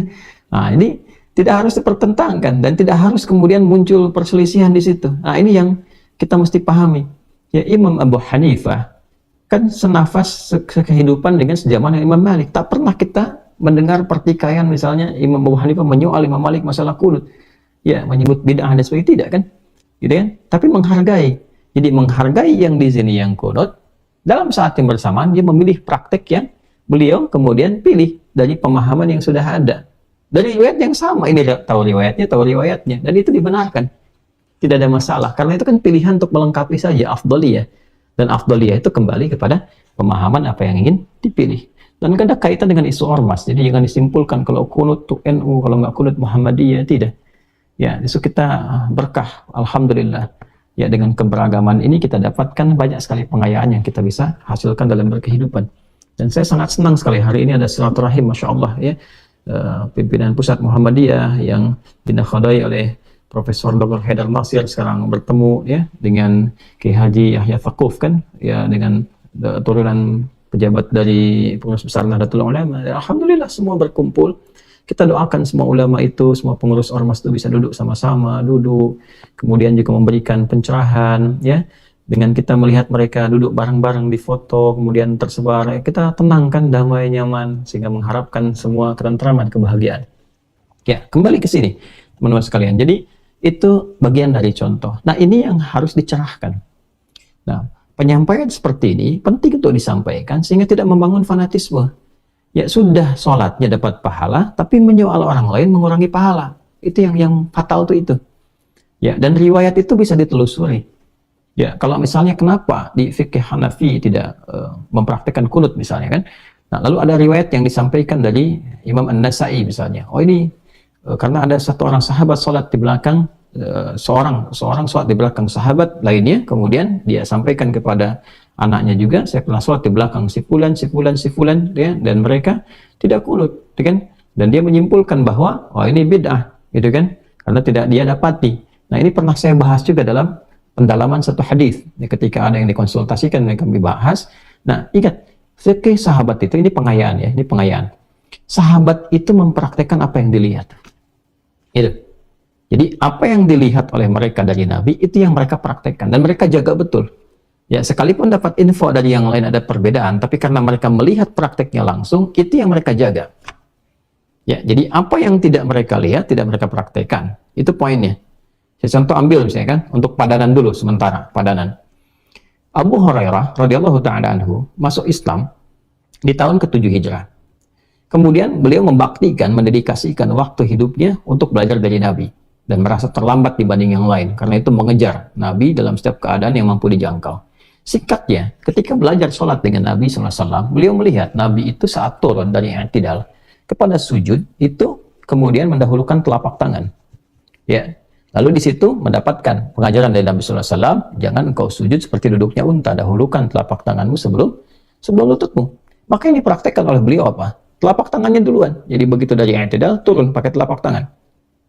Sisi lain kita temukan sahabat Wa'il bin Hujr radhiyallahu ta'ala anhu masuk Islam lebih awal dibandingkan dengan sahabat Abu Hurairah. Nabi masih segar, masih kuat, masih berjuang dalam beberapa bahkan pertahanan militer baik di Badar, baik di Uhud dan sebagainya. Ya, ini kondisi Nabi masih segar bugar dan Wa'il bin Hujr menyertai dalam kehidupan Nabi yang demikian. Maka yang didapati oleh Wa'il, Nabi SAW itu sholatnya ketika turun dari i'tidal itu dengan kedua lututnya. Masya Allah, turun pakai lutut tuh. Ya. Maka yang dilihat oleh Wa'il itu yang diriwayatkan. Makanya Al-Imam An-Nasai mengumpulkan kedua riwayat itu, digabungkan di kitab yang sama, di Sunan An-Nasai itu, di Abu Daud, maaf, di Sunan Abu Daud, bukan An-Nasai. Sunan Abu Daud dikumpulkan dalam satu kitab yang sama, Sunan Abu Daud, di bab yang sama, nomor hadis yang cuma beda 2 nomor. Dari Wa'il bin Hujr nomor hadis 838, dari Abu Hurairah itu nomor hadis 840. Yang paling menarik teman-teman sekalian, ketika kemudian dikaji, ada metode namanya al-jam'u wa taufiq, dikumpulkan, dicari apa hikmah dari ini semua. Ternyata Wa'il masuk Islam lebih awal dibandingkan dengan Abu Hurairah. Nabi masih kuat. Ya, ketika dilihat Nabi masih kuat, pijakannya masih kokoh, gitu kan? Maka Nabi dahulukan lututnya sebelum telapak tangan. Ketika Abu Hurairah masuk Islam, usia Nabi itu sudah kurang lebih 60 tahun. Kan 7 Hijrah tuh. Ya, Nabi wafat itu kan kurang lebih di 10 Hijrah ke atas ya. Nah, maka 3 tahun sebelum Nabi meninggal. Maka sebelum Nabi wafat, usia kurang lebih 60 tahunan, Nabi punya persoalan di lututnya. Kan dalam riwayat lain, Nabi kadang bersandar, kadang pakai tongkat dalam sholat, kadang bersandar ke salah satu tiang, itu kan di masjid itu. Kenapa? Karena untuk menopang keadaan diri beliau yang kakinya dari lutut sudah melemah. Makanya ketika turun itu pakai telapak tangan. Ini hikmahnya. Jadi bukan untuk diperdebatkan bahwa yang pakai lutut bermasalah, yang pakai telapak tangan paling afdol atau sebaliknya, yang ini paling nyunnah, itu tidak. Bukan itu problemnya. Ya, masalahnya kita harus memahami bahwa kalau Anda mau menggunakan lutut nggak ada masalah, mau pakai telapak tangan nggak ada masalah, karena dua itu adalah fleksibilitas. Mana yang paling mudah digunakan? Karena tidak harus menjadi tua untuk mendahulukan telapak tangan. Kalau ada orang cedera lututnya, apa yang harus dilakukan sementara dia masih muda? Pemain timnas Muslim cedera kena tackle, lututnya bermasalah, itu kan? Ya masa mau kepala duluan, kan nggak mungkin. Ya, jadi itu cara memahaminya. Jadi bukan untuk mengaitkan pada aliran A, aliran B, tidak. Tapi membuat kita jernih berpikir. Nah inilah yang dikatakan, innaka antal alimul hakim. Ya Allah, engkau yang maha kuasa. Dan punya hikmah menitipkan kepada si fulan A, kepada si fulan B. Kalau kita sebagai murid melihat si fulan punya titipan dari Allah, kemampuan luar biasa. Alhamdulillah. Si fulan pasti punya yang lain. Alhamdulillah. Maka jangan kecilkan salah satu dibanding yang lainnya, tapi ambil yang baik dari si fulan ini, kemudian lengkapi dengan yang baik dari yang lainnya, sepanjang berkesesuaian dengan nilai-nilai kebaikan dalam Al-Quran dan Sunnah Rasulullah SAW. Itulah manhaj salaf as-salih. Ya, salaf orang-orang generasi terdahulu saleh yang punya tuntunan kebaikan. Itu caranya. Ya, jadi bukan ditarik kepada satu pemahaman bahwa ini saja yang benar, yang lain salah semua, itu bermasalah. Itu bermasalah. Sepanjang satu jalur yang sama, ya, dan ada kemudian keterkaitan dengan riwayat, maka itu yang diambil dalam prakteknya. Nah, sekarang bagaimana kita bisa menyimpulkan bahwa itu berada dalam satu rangkaian riwayat yang sama, ya, tidak keluar dari frame-nya. Maka nyambung ke ayat 33. Nah, di Islam itu lengkap sekali, Masya Allah. Nanti dari Quran ditafsir dengan sunnah. Kita bukan nanti hadisnya, ya, supaya tidak terfokuskan kepada pendapat pribadi-pribadi. Nah, karena itu ada bagi seorang penuntut ilmu, pengajar ilmu. Jadi muta'allim dan mu'allim. Mu'allim harus mampu memberikan pencerahan yang berkemajuan bagi para orang-orang yang belajar dengannya dan membuka wawasan. Jangan membatasi atau menanamkan sifat fanatisme. Itu yang bahaya. Ya kan? Kecuali untuk mencegah keburukan-keburukan yang memang dibenarkan oleh syariat, bukan karena persepsi pribadi. Ya, itu gambarannya. Yang kedua, sebagai thalabul ilmi harus punya adab. Ya, walaupun guru ini baik, tetap tidak meninggalkan guru-guru yang lainnya dalam penghormatan, sekalipun mungkin belajar di sisi yang lain. Ya, apalagi guru-guru awal yang mengajarkan, walaupun mereka hanya mengajarkan misalnya alif bata atau Quran pertama, tetap mesti ada adab. Ya, jangan merasa sudah hafal Al-Baqarah kemudian bersikap yang tidak pantas pada guru pertama yang mengajarkan Iqra misalnya atau qiraati atau yang lainnya. Ya. Baik, kita teruskan. Bismillahirrahmanirrahim. Qala subhanaka la ilma lana illa ma 'allamtana innaka antal alimul hakim. Innaka antal alimul hakim. Sudah kita selesaikan, lanjutkan. Qala ya Adamu anbi'hum bi asma'ihim. Nah, sampai situ dulu. Kita ambil sampai di sini dulu karena ini sangat dalam sekali. Qala, Allah berfirman, ya Adamu, hei Adam, anbi'hum bi asma'ihim. Anbi'hum dari anba'a yunbi'u. Jadi ada naba'a, ya. Kemudian isim masdarnya sifat keadaan disebut dengan naba, sesuatu yang besar, sesuatu yang agung, kan? Tapi kalau diperintahkan untuk menyampaikan sesuatu yang agung, yang besar, itu diganti menjadi rumusnya menjadi af'ala yuf'ilu anba'a yunbi'u. Ya. Nah, kita keluarkan dulu supaya merasakan kenikmatan bahasa Quran. Bismillah. Di ada naba, ya, sesuatu yang agung, yang besar. Agung, besar, istimewa. Ya. Makanya ada surah An-Naba, surah 78, kan? Karena di dalamnya terkandung berita yang agung, berita yang besar, berita yang istimewa. Kalau ingin dirubah kalimatnya untuk menyampaikan sesuatu yang besar, yang agung, maka gunakan rumus af'ala, formulasi dalam sorof af'ala yuf'ilu. Maka jadi anba'a yunbi'u. Anba'a yunbi'u. Ya? Ini nanti penekanannya berbeda dengan nabba'a yunabbi'u. Nabba'a. Ada nabba'a yunabbi, ada anba'a yunbi'u. Ya, nabbi ibadi anni ghafurur rahim, kan? Ya, Muhammad SAW sampaikan kepada hamba-hambaku tentang keagungan yang melekat kepadaku, kepada Allah Subhanahu wa Ta'ala, bahwa Allah itu adalah pengampun tanpa batas, penyayang yang paling dalam. Ini menunjukkan ampunan Allah itu begitu mahal, istimewa. Ya, jadi kalau hamba itu sudah ditawarkan ampunan Allah nggak mau tobat, itu keterlaluan. Terlaluan. Karena untuk mendapatkan ampunan itu istimewa, agung. Allah ketika memberikan yang istimewa pada hamba yang dianggap istimewa. Karena itu pelaku maksiat yang mau bertobat itu dicintai oleh Allah. Diistimewakan, Masya Allah. Ya, bahkan turun ayat di situ. Kan di Quran surah kedua Al-Baqarah di ayat 222. Innallaha yuhibbut tawwabin. Allah sangat mencintai orang-orang yang tobat, hamba-hamba yang tobat. Dan tobat itu ditebarkan untuk semua hamba. Tubu ilallahi taubatan nasuha, ya semuanya tanpa batas taubat kepada Allah. Taubat itu istimewa. Jadi ketika seorang itu bertobat, dia sedang dinilai istimewa oleh Allah. Maka berbahagialah orang-orang yang cintai Allah ketika dia kembali kepada jalan Allah. Pelaku maksiat yang ingin bertobat itu dicintai oleh Allah dibandingkan orang saleh yang tidak pernah merasa salah. Ini menggunakan kata Nabi untuk memberikan kesan bahwa, ayo, sampaikan secara bertahap. Ya kan? Bertahap, pelan-pelan, supaya merasakan kenikmatan taubat itu. Maka menggunakan kata nabba'a yunabbi'u, tadarruj, munajjaman. Tapi ketika menggunakan kata anba'a, Ini menunjukkan sesuatu yang disampaikan atau dilakukan secara menyeluruh, secara total. Ya. Duf'ah wahidah. Perhatikan indahnya bahasa Quran. Allah tidak mengatakan ya Adamu nabbi, tidak. Tapi Allah menyampaikan qala ya Adamu ambi'uhum. Tuh. Ya kan? Ambi'uhum. Kenapa menggunakan kata anba'a? Dari rumus af'ala memberikan kesan bahwa kalau ingin menyampaikan sesuatu mesti total, jangan setengah-setengah. Oh. Kalau mengajar harus total. Ya, sampaikan ilmu secara menyeluruh. Anda mempraktekkan misalnya kunut atau tidak kunut, tapi jangan menutup ilmu yang lain.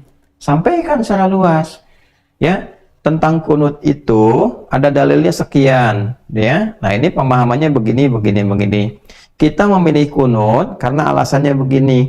Ya, tapi ada orang yang memilih tidak kunut, alasannya begini. Hormati ya orang lain yang tidak kunut. Kalaupun pilih kunut, alasan kita begini.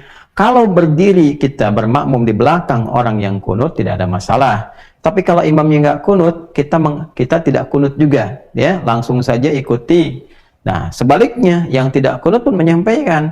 Yang kunut, jamaah sekalian, itu alasannya begini, sanadnya begini, ilmunya seperti ini. Kita yang tidak kunut, nah ini pemahamannya begini, ya, dalilnya begini, cara memahami kita seperti ini. Kalaupun ada kunut, ditempatkan di nazilah, misal seperti itu. Tapi kalau kita berdiri, bermakmum di belakang orang yang kunut, aminkan ya, jangan diam misalnya. Seperti itu caranya. Nah, itu total. Ya, jangan kemudian disimpulkan bahwa, wah ini kita nih yang benar begini, ini salah nih, ini potensial jadi masalah. Ya, apalagi dalam konteks furu'iyah. Furu'iyah itu sesuatu yang menyempurnakan saja, bukan pada pokoknya. Nah, ini persoalan serius di sini. Ya, jadi ini kalau menyampaikan sesuatu dengan total, ya, dan itu tetap menggunakan kata ambinaba, sesuatu yang agung. Apalagi kalau menyampaikan sesuatu yang terkait dengan risalah yang bersumber dari Allah Subhanahu Wa Taala. Kenapa pengetahuan, terutama tentang agama, menjadi agung? Karena sumbernya dari Allah. Ya, itu ya poinnya. Dan yang paling menarik di sini ada ketersambungan sanad, transmisi. Qala ya Adamu, kalau itu kan ya Adam itu kan perintah. Siapa yang perintahkan? Allah. Ya kan? Jadi di sini ada pola pengajaran. Yang mengajarkan siapa? Allah. Karena Adam punya fitrah kenabian, maka fitrah kenabian menjadikan menerima ilmu langsung dari Allah. Sanadnya tersambung ke Allah. Allah tanamkan. Kan wa'allama. Itu kan wa'allama Adam al-asma'a kullaha. Ya, Isa juga alaihissalam juga begitu. Ya. Wa'allamahu Taurat wal Injil. Ya. Kemudian kan seperti itu, ya, kita temukan misalnya di surah Ali Imran itu, wa yu'allimuhul kitaba wal hikmata wat taurata wal injil, wa yu'allimuhul kitab wat taurah wal injil. Nabi Isa demikian. Nabi Muhammad SAW juga demikian, ditanamkan, diinstal langsung. Bahasanya langsung ditanamkan pada jiwanya, karena lebih dahsyat, lebih istimewa Nabi Muhammad. Yang lain pakai diajarkan, Nabi Muhammad ditanamkan pada dirinya. Ya, contoh Quran surah 75 itu kan ayat 16 sampai 18. La tuharrik bihi lisanaka lita'jala bih. Inna 'alaina jam'ahu wa qur'ana. Fa idza qara'nahu fattabi' qur'ana. Karena beliau Rasul paling istimewa, langsung diinstal dalam jiwanya, tinggal diikuti, langsung hadir pada jiwanya. Nah, poinnya adalah apa? Ada ketersambungan sanad. Nah, jadi dalam Islam itu semua yang terkait dengan penghambaan kepada Allah, apalagi dalam bentuk ibadah, pertama mesti ditopang oleh ilmu. Jadi nggak ada satupun dalam Islam yang nggak punya dasar ilmu. Itulah indahnya dalam Islam. Semua ada ilmunya. Ya, silahkan cek. Kita tauhid ada ilmunya. Bagaimana berilmu supaya kuat tauhidnya? Fa'lam annahu la ilaha illallah. Maka ada rumusan. Bagaimana mempelajarinya? Supaya kuat iman kita kepada Allah, ada pilarnya. Ada 6 pilar disebut dengan rukun iman. Turunan ada ilmunya lagi. Nabi menjelaskan lagi. Ya, mengenal Allah itu bagaimana, sifatnya bagaimana, asmanya seperti apa, muncul ilmunya lagi. Dari mulai malaikat dikenalkan, dari tugas-tugas malaikat, bagaimana mengenalnya, mengetahuinya, berinteraksi dalam tugas-tugas yang mereka lakukan seperti apa, lawannya bagaimana menghindarinya. Ya, terus. Bahkan kalau dihitung, berkesesuaian. Misal malaikat disebutkan 88 kali dalam Al-Quran. Musuhnya kan setan tuh, 88 kali juga. Setan membisikkan keburukan, malaikat mensupport kebaikan. Setan 88 kali, malaikat 88 kali. Malaikat membisikkan kepada takwa karena bagiannya takwa, setan kepada nafsu, bersumber dari fujur. Maka ayatnya langsung muncul. Wa nafsi wa ma sawwaha fa'alhamaha fujuraha wa taqwaha. Itu kan? Quran surah berapa? 91 kan? Ayat 7 sampai 10 itu kan? Kalau kita mau sempurnakan. Jadi, semuanya terukur, teman-teman. Ya, masuk ke bab sholat, ada ilmunya. Fikih. Apa dikira sholat begitu saja? Tidak, ada ilmunya. Ya, bagaimana caranya? Mulai dari berwudu syaratnya, kemudian mulai menghadap kiblat, dari berdirinya, diatur semua. Ya, dan yang paling menarik, semua ilmu itu bukan kreasi setiap pakar atau ulama di zamannya, nggak bisa kreasi, semua diikat dengan sanad. Ini menunjukkan otentisitas ajaran Islam. Itu. Jadi nggak bisa ada yang kreatif. Di dalam konteks beribadah itu semua diikat. Itu untuk menunjukkan kemurnian ajaran Islam dan menunjukkan kebenaran agama ini. Ya, jadi kalau nggak benar, setiap orang bisa kreasi. Bahasanya bisa beda-beda. Ya, pernah nggak Anda temukan di Jepang orang sholat pakai bahasa Jepang misalnya? Ya, di Amerika pakai bahasa Inggris. Atau di Indonesia misalkan orang Betawi sholat pakai bahasa Betawi, ya kan? Atau kemudian di Padang pakai bahasa Padang. Tidak kan? Semua sama kan? Kok bisa demikian? Kalau kreasi manusia, pasti akan berbeda. Karena sifat manusia itu nggak sama. Selalu ada tantangan, keragaman, macam-macam. Tapi karena ini bersumber dari Allah dan dijaga dengan sanad. Ini sanad ini menjaga agama. Gitu. Jadi menjaga originalitasnya, keasliannya, kebenarannya, dan menjaga dari perubahan-perubahan. Makanya dalam Islam itu terjaga, nggak ada perubahan. Coba cek Quran itu. Dari awal sampai akhir, sejak awal diturunkan sampai sekarang, alif lam mim aja. Ya, Al-Fatihah bunyinya seperti itu, Al-Ikhlas seperti itu aja. Semakin ikhlas ya segitu juga jumlah ayatnya. Anda mau sedikit ikhlas, setengah ikhlas, banyak ikhlas ya segitu aja. Ya kan? Al-Kautsar segitu aja ayatnya sampai sekarang. Ya, alam nasyrah di alam, ya tetap alam, tidak berubah jadi alif lam mim. Walaupun hurufnya sama kan, 3 huruf juga, alif lam dan mim. Ya kan? Dulu kan ada harokat, ya kan? Harokat itu untuk memudahkan kita baca kan, teman-teman sekalian, ya kan? Sama. Maka dijaga dengan talaqi di sini. Dijaga dengan apa? Talaqi. Maka inilah yang menjaga semua turunan pengetahuan dalam Islam. Makanya semua dalam ad-dinul Islam itu terjaga semuanya untuk menunjukkan kebenaran risalah Islam. Nah, kurang apa lagi menunjukkan kebenaran agama ini? Ya, kalau kita mau mengkaji untuk meyakinkan diri, silakan komparasikan dengan keyakinan manapun. Dan nggak akan ditemukan. Nggak percaya, silakan temukan. Dari mulai kitabnya misalnya. Ada nggak yang seperti Al-Quran? Susah. Ya, ini menunjukkan bahwa Quran firman Allah. Kalau rekayasa manusia atau buatan manusia, ya kita bisa temukan perbedaan-perbedaan. Dan akan nampak sekali perubahan-perubahannya. Akan ada penyempurnaan, akan ada perbedaan bacaan, di sini akan begini, di sana akan begitu. Akan terlihat. Akan ada kebingungan dari konsep-konsep yang ada di dalamnya. Itu pasti itu. Ya, kalau sudah firman Allah kan melampaui batas kemanusiaan. Yang ada manusia mengikuti itu, jadi lebih pintar. Makanya orang ngaji Quran lebih pintar. Ya, umumnya kan seperti itu. Ya, dan bisa dihafalkan. Gimana ada kitab suci bisa dihafalkan oleh semua kalangan? Anak-anak, anak kecil, orang besar, dewasa bisa melihat, matanya divonis tidak melihat, bisa hafal. Divonis lumpuh otak bisa hafal. Insya Allah, nanti tanggal 28 tuh kita lihat anak-anak penghafal Quran. Itu kecil-kecil hafal-hafal Quran. Dan yang dahsyat tuh ada juga orang menghafal Quran dalam hitungan hari. Ya, itu luar biasa. Nah, kembali ke sini. Maka, qala ya Adamu anbi'hum bi asma'ihim. Yang pertama adalah adab yang diterangkan oleh Quran kalau menerangkan sesuatu masih total. Inilah ketulusan. Nah, di sini nanti ada turunan dengan ayat lain, masuk ke akhlak dalam bab dakwah. Ini pengingat nih dari para ulama, yang da'i terutama, da'i-da'i. Jadi ada totalitas dalam mengajar. Acuannya apa? Lillah, karena sanadnya tersambung ke Allah. Qala, siapa yang qala? Allah. Karena itu risalah disampaikan total lillah, karena Allah. Bukan karena amplop, bukan karena tarif. Na'udzubillahi min dzalik. Itu ya. Gitu. Udah ditanya, nggak dikasih amplop, nggak datang. Udah kan? Terus timbang-timbang dan sebagainya. Na'udzubillah. Nah, itu sudah menunjukkan bahwa bukan risalah yang disampaikan. Ya, amplopnya tipis, yang diajarkan dikit. Amplopnya tebal, banyak datangnya berkali-kali. berulang-ulang, ya, dan sebagainya. Oh, ini nih sahih nih, ini kan amplopnya kecil, dhaif nih, ya, kecil tapi banyak, ya, sahih li ghairihi. Jadinya kayak air dong, ya air, ya, kalau nggak keluar nggak dibayar gitu. Nah, ini yang bahaya tuh. Ini masih total, maaf untuk mengingatkan pada diri pribadi, ya, itu poinnya, ya, maksudnya apa? Menjaga diri jangan sampai terbawa. Makanya bertawad kepada Allah itu penting, lillah, penting sekali, penting, ya. Nah, ini adabnya nih teman-teman sekalian. Kemudian setelah itu jaga sanad, ya, supaya tidak kreasi sendiri, ya. Di Islam itu diikat dengan sanad, makanya kita mengenal guru-guru yang bersanad. Di umum aja bersanad kok, ya, guru bersanad, ya.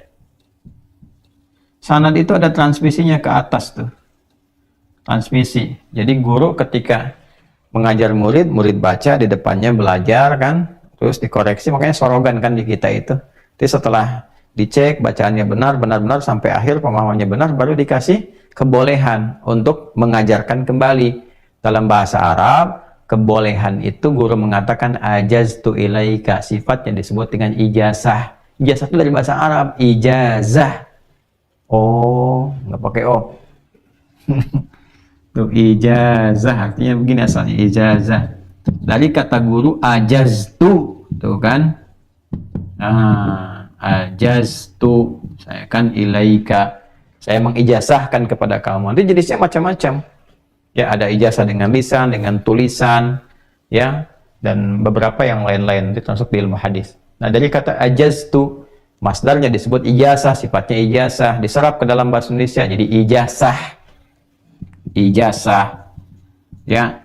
Kalau dibuat hukum formal, jadi pembelajaran formal, bikin silabus, bikin kurikulum, ini yang menunjukkan sanad bahwa dia pernah belajar. Itu maksudnya. Jadi kualitas pengajaran bergantung kepada gurunya. Kan gitu kan? Kalau belajar matematika yang ngajar kan apa? Spesialisasinya matematika kan? Ya kan? Yang ngajar ilmu hukum ahli hukum kan? SH, MH dan seterusnya, dokternya di hukum. Nah, itulah sanad namanya. Makanya ketika mengajar dia punya kepakaran di bidangnya. Nah, di agama itu terjaga lebih kuat lagi, dan kita punya tradisi itu sejak dulu, ya, sejak dulu. Makanya ilmu ini penting memiliki sanad untuk menjaga kebenaran dari pemahaman, praktek dalam ibadah, sehingga tidak ada peluang di setiap era itu untuk berkreasi masing-masing. Itu semua aspeknya dalam Islam bersanad semua. Ilmu apa aja, mau terkait dengan tauhid, terkait dengan ibadah, terkait dengan muamalah, dengan akhlak. Bahkan kita ngaji Quran pun ada sanadnya ke atas. Dari siapa? Ya, saya misalnya saya mengaji di antara guru kami dari Quran itu Syekh Kali, misalnya kan, Al-Muallim. Itu Syekh Kali mukri, bukan cuma qari, seorang mukri. Ke atasnya lagi ada sanad sampai ke Rasulullah SAW. Ya, jadi nggak sembarangan di hadis dengan si fulan. Saya tafsir ngaji misalnya salah satunya di antara guru-guru kami, Syekh Muhammad Sayyid Tantawi misalnya, Syekhul Azhar sebelum Syekh Ahmad Tayyib. Itu ke atasnya ada guru-guru lagi sampai ke atas. Ya. Jadi semuanya itu terjaga sehingga pemahamannya itu akan utuh. Ya. Memahami logika di setiap zaman dengan penyesuaian zaman mungkin bisa berbeda, tapi pakemnya akan sama. Nggak akan mungkin berbeda memahami ayat. Cuman bagaimana menerapkan ayat itu di setiap zaman, nah itu maslahatnya bisa berbeda. Tapi pemahamannya akan menyimpang. Qul huwallah itu maknanya akan tetap seperti itu. Ya. Dalam fikih, bagaimana praktek fikihnya? Nggak akan menyimpangkan ayat. Karena terjaga. Makanya dari zaman Nabi sampai dengan kapanpun, misalnya nyusun saf itu kalau kita belajarnya bersanad, nggak akan aneh-aneh. Dalam sholat, laki-laki depan, perempuan saf paling belakang, perempuan dengan perempuan, laki-laki dengan laki-laki. Besok Jumatan yang khutbah siapa? Laki-laki. Nggak ada perempuan khutbah untuk laki-laki, kan? Nah, jadi laki-laki yang khutbah, kemudian jamaah datang, diatur dan sebagainya, safnya diatur, dan semua itu ada sanadnya. Nah, yang paling menarik tentang pentingnya sanad ini ada Sahih Muslim nih. Jadi Sahih Muslim itu ada di bab muqaddimah, subtopik yang kelima. Ya. Saya bukan menunjukkan apa-apa ya, karena kita kan mengajar, jadi sering berinteraksi dengan kitab. Halaman 26, 27. Ini kalau ini Al-Bukhari, ini yang satu jilid ya. Kita juga punya yang syarahnya Imam Nawawi itu yang 9 jilid. Ya, ini Sahih Muslim. Nah, ini Al-Bukhari. Nah, ini kalau kita buka bab Muqaddimah halaman 2627 jilid pertama nih. Bismillah, paling kiri kalau nggak salah. Ah, benar nih. Subtopik yang kelima ini. Halaman 27 nih. Ini ya. Subtopik yang kelima. Jadi kita dapati nih. Bismillahirrahmanirrahim. Bab bayan anna al-isnad min ad-din wa anna riwayata la takunu illa 'an ats-thiqat wa anna jarh ar-ruwati bima huwa fihim jaizun bal wajibun wa annahu laysa min al-ghibati al-muharramah bal min adz-dzabbi 'ala asy-syari'ati al-mukarramah. Masyaallah. Nyata nih. Ya.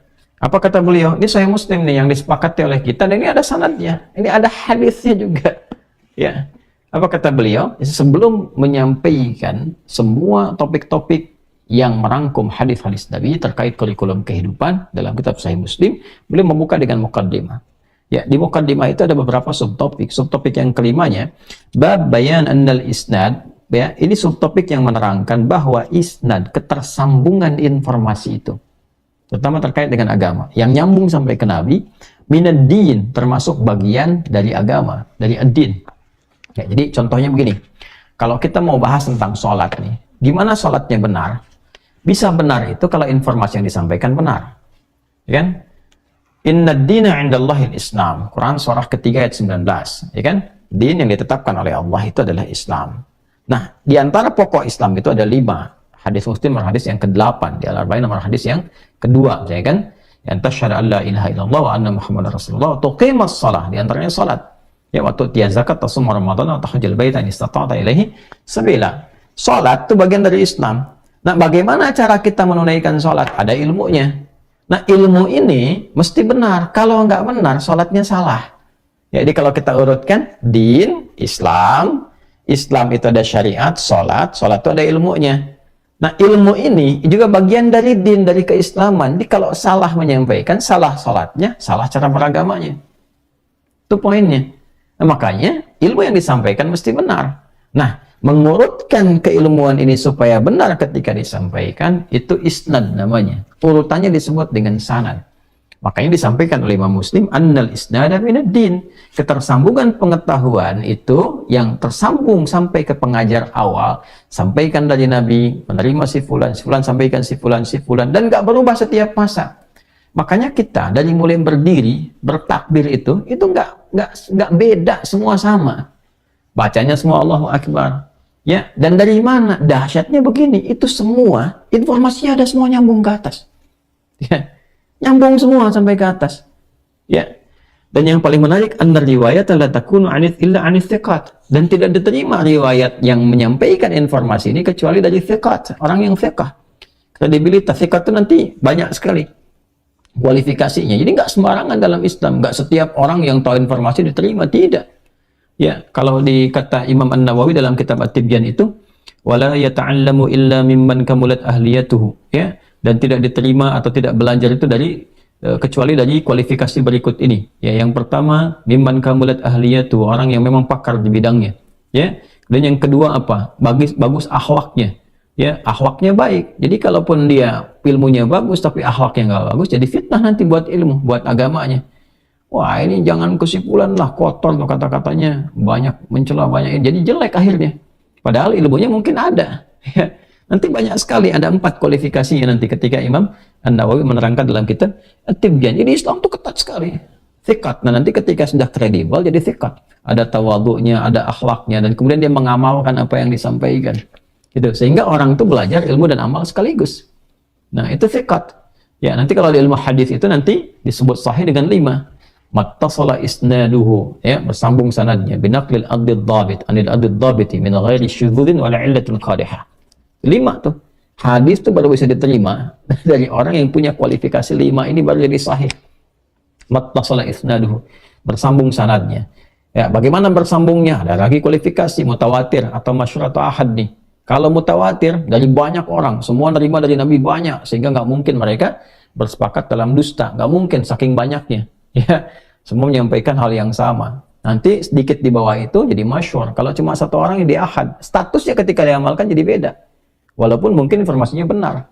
Ya, jadi saking ketatnya dalam Islam begitu. Binaqlil adli, adli harus adil nih. Yang keduanya nih, Adil itu ada turunan lagi. Bagaimana seorang bisa dikatakan adil? Lihat konsistensi antara perkataan dengan perbuatannya. Maka muncul istilah 3M di sini. Ya, M itu nanti ada nggak sifat mungkarnya di sini? Ya, yang keduanya nanti ada nggak sifat matruknya? Yang ketiga maudhu' tuh. Ya, mungkar nanti perbuatan-perbuatan yang seringkali diingkari. Jadi memang menyampaikan riwayat yang mungkin boleh jadi benar, tapi perbuatannya itu sering terlihat ingkar. Misalnya pernah ketemu nongkrong di diskotik, misalnya kan, atau pernah kelihatan mabuk, pernah kelihatan apa, nah itu nggak diterima, diingkari. Ya, atau orang-orang yang sering mengarang sesuatu, ngarang cerita, ngarang ini tiba-tiba menyampaikan hadis itu ditinggalkan. Ya karena nggak bisa dibedakan mana cerita dia, mana hadis dia. Yang terakhir yang suka plagiat atau yang suka menisbatkan sesuatu kepada Nabi. Ya kan, sehingga meletakkan sesuatu yang palsu itu sampai ketahuan, dan itu ada kitabnya, ada jarah wa ta'dil dan mizanul i'tidal dan sebagainya, ditemukan semuanya. Itu sampai begitunya dalam Islam tuh, masya Allah. Kemudian dhabit itu kuat hafalan, tidak tuh ya, ada yang menghafal 5 menit kemudian berubah, nah, itu jadi turun kualitasnya ya, jadi titik-titik semua, koma-koma semua, saking kuatnya hafalan itu luar biasa, sampai sebegitunya. Turun sedikit hafalan jadi hasan hadisnya. Istilah Imam At-Tirmidzi, ya min ghairi syudzudin wala illatin qadihah, dan tidak ada celah-celah, baik celah-celah yang terkait pada perbuatan pribadinya atau celah-celah yang ya menjadi rusak pada urusan perbuatan tentang agamanya. Jadi itu semua dikaji itu. Baru kemudian jadi thiqah. Zamannya thiqat. Wa anna jarhar ruwat, dan mengetahui ya, untuk mengetahui pribadi seorang perawi itu dan menemukan kekurangannya, bima huwa fihim jaizun, itu boleh untuk dilakukan, bal wajib, bahkan menjadi wajib. Wa annahu laysa minal ghibah muharramah, dan ini bukan termasuk bagian ghibah yang dilarang. Artinya untuk mencari kebenaran hadis supaya benar, tidak ada fitnah bagi Nabi, tidak ada fitnah bagi agama, sampai ditemukan kualifikasi itu. Bukan untuk mencari kesalahan si fulan, bukan, tapi untuk menjaga kebenaran riwayat. Dan itu pun adilnya luar biasa. Menempatkannya itu pada perilaku, bukan untuk menyoal orangnya. Masya Allah, gitu kan? Nah, bal minadzabi 'ani syariatul mukarramah, tapi untuk menjaga supaya syariat yang mulia ini tetap terjaga dengan baik. Maka apa yang disampaikan oleh Imam Ibnu Sirin? Nah, untuk menyampaikan kalimat ini saja Imam Muslim itu punya sanad. Anda bayangkan tuh, ini cuma muqaddimah, ada sanadnya. Kata Imam Muslim rahimahullah taala qala, beliau menyampaikan haddatsana Hasan ya bin Rabi', menyampaikan kepada kami namanya Hasan bin Rabi'. Hasan bin Rabi' menerima dari Hamad bin Zaid. Hamad bin Zaid menerima dari Ayyub dan Hisham dan dari Muhammad. Mereka mengatakan, mereka haddatsana Fudail, mereka menerima dari Fudail. Fudail menerima dari Hisham. Hisham mengatakan menyampaikan kepada kami Makhlad bin Husain. Makhlad bin Husain menerima dari Hisham. Hisham menerima dari Muhammad bin Sirin. Muhammad bin Sirin menyampaikan. Bayangkan, Imam Muslim gak ketemu dengan tokoh ini, Muhammad bin Sirin. Tapi beliau mengurutkan sanadnya sampai ketemu di sini, cuma untuk menyampaikan kalimat ini. Apalagi yang terkait dengan ibadah. Ya, apa kata Muhammad bin Sirin rahimahullah taala, seorang alim? Ya, inna hadzal ilma dinun fanzuru amman ta'khuduna dinakum. Ilmu ini adalah bagian dari agama. Maka kalian mesti lihat dari siapa kalian belajar. Kalau salah, bahaya. Salah, bahaya, agamanya bisa celaka. Ya, masa belajar fikih dari orang yang nggak tahu fikih, apalagi yang misalnya tidak beriman kepada Allah. Makanya saya sering kritisi itu untuk memberikan bentuk sayang, ya, bukan untuk mencela atau merendahkan, karena sayang. Masa belajar Islam ke negeri orang yang nggak pernah sholat, nggak beriman juga. Makanya pulang-pulang kan pada aneh cara berpikirnya.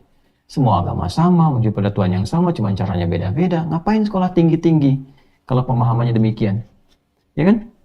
Nah, sudah jelas menyimpang, misalnya dikatakan tidak menyimpang. Ya Allah mengatakan misalnya kan dalam Al-Quran jelas, manusia diciptakan laki-laki perempuan. Terus ada pendapat yang lain. Padahal Anda belajar agama, belajar Quran dan sebagainya.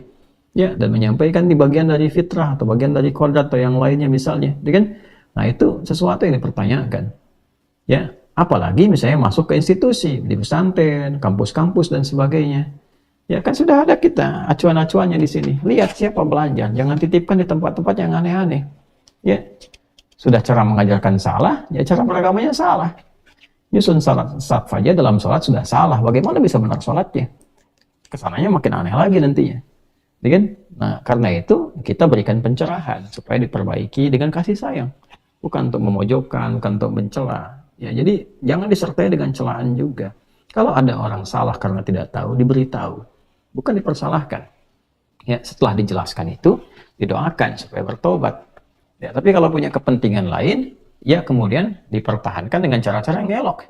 Kalau mereka menyoal dengan pengetahuan, dijawab dengan pengetahuan. Kita ini agama bersanad, pakemnya sudah jelas, ya kan? Karena kita punya sanad terjaga. Itu dia poinnya. Maka bersyukurlah kepada Allah. Ya, kalau ada ulama-ulama yang bisa menjaga, maka jaga mereka, sayangi mereka. Ya kan? Kalau ada yang seperti itu dijaga, dan itu akan berkah, ke lingkungannya berkah, ya kan? Ke tempat berkehidupannya berkah. Nah, terus kalau kita kehilangan yang seperti itu, ya biasanya menurun keberkahannya. Ya, menurun keberkahannya. Gitu ya. Nah ini teman-teman sekalian, untuk memberikan kesan kepada kita, bahkan di ilmu umum pun kita berharap dapat kampus yang gurunya top-top kan, pakar di bidangnya. Pakar itu bersanad, agama lebih daripada itu. Ya, umum itu hanya mengatur kehidupan kita dengan dunia, sedangkan agama mengatur kehidupan kita bahkan dengan akhirat, dunia akhirat. Masa urusan dunia dikejar-kejar sampai serius, urusan akhirat diabaikan begitu saja? Ya kan? Cinta Tuhan kok bermaksiat? Katanya cinta Allah, tapi maksiat kepada Allah. Nah, cius. Serius gak?